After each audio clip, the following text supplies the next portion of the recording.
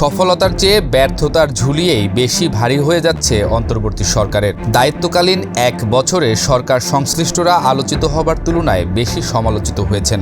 জুলাই আহতদের চিকিৎসা সংক্রান্ত অভিযোগ, শহীদ পরিবারের মনে জন্ম নেয়া ক্ষোভ, সাধারণ নাগরিকের প্রত্যাশা, নতুন দেশ গড়ার স্বপ্ন, এ সব কিছুই এখনও অমীমাংসিত। স্বৈরাচার হাসিনা সরকারের পতনের পর দেশের আপামর মানুষ যে বদলের স্বপ্ন দেখেছে, সেখানে বিশ্বাসের প্রাচুর্যতার বদলে প্রতীয়মান হচ্ছে অবিশ্বাস ও সন্দেহ, যার দায়ভার দিন শেষে সরকারের কর্মকাণ্ডের প্রতি বর্তায় বলে মন্তব্য করছেন রাজনৈতিক বিশ্লেষকরা। গত বছর 25 আগস্ট প্রধান উপদেষ্টা ডক্টর ইউনূস জাতির উদ্দেশ্যে দেয়া তার প্রথম ভাষণে দ্ব্যর্থহীনভাবে ঘোষণা করেছিলেন, আমাদের সকল উপদেষ্টা দ্রুততম সময়ের মধ্যে তাদের সম্পদের বিবরণ প্রকাশ করবেন। পর্যায়ক্রমে এটি সকল সরকারি কর্মকর্তাদের ক্ষেত্রেও নিয়মিত ও বাধ্যতামূলক করা হবে। এই প্রতিশ্রুতির পর গত অক্টোবরে অন্তর্বর্তীকালীন সরকারের উপদেষ্টা এবং সমমর্যাদা সম্পন্ন ব্যক্তিবর্গের আয় ও সম্পদ বিবরণী প্রকাশের নীতিমালা 2024 প্রণয়ন করা হয়। কিন্তু এক বছর পেরিয়ে গেলেও কোনো উপদেষ্টার সম্পদের বিবরণী জনগণের সামনে প্রকাশ করা হয়নি। সিপিডির ফেলো ডক্টর দেবপ্রিয় ভট্টাচার্য এই পরিস্থিতিকে শেখ হাসিনার মতোই বলে অভিহিত করেছেন। তিনি বিবিসি বাংলাকে দেয়া সাক্ষাৎকারে বলেছেন, ঘটনাটা অনেকটা শেখ হাসিনার মতো হলো, কারণ উনিও উনার নির্বাচনী ইশতেহারে প্রতিশ্রুতি দিয়েছিলেন যে উনার পুরো যে মন্ত্রিসভা হবে তাদের তথ্য দিবেন বিত্ত বৈভব ও আয়ের ব্যাপারে, এবং উনি সেটা রক্ষা করেননি।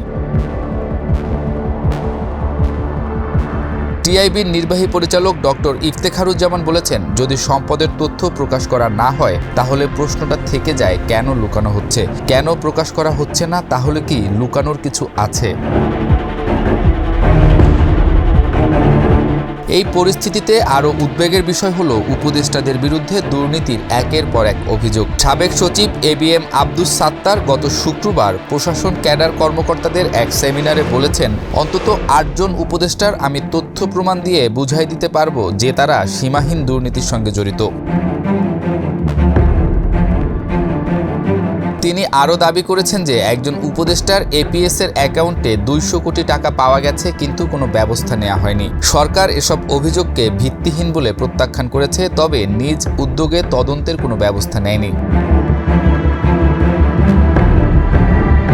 সবশেষ গত বুধবার স্থানীয় সরকার, পল্লী উন্নয়ন ও সমবায় এবং যুব ও ক্রীড়া মন্ত্রণালয়ের উপদেষ্টা আসিফ মাহমুদ সজীব ভূঁইয়ার বিরুদ্ধে চাঁদাবাজির অভিযোগ ওঠে। বহিষ্কৃত ছাত্রনেতা জানে আলম অপুর একটি ভিডিওতে এই অভিযোগ তোলা হয়। উপদেষ্টা আসিফ অভিযোগ অস্বীকার করেছেন এবং বলেছেন, 5ই আগস্ট 2024-এর পরে ওর সাথে আমার কখনো দেখা হয় নাই, কথাও হয় নাই। তিনি এটিকে সম্পূর্ণ রাজনৈতিক উদ্দেশ্য প্রণোদিত বলে অভিহিত করেছেন।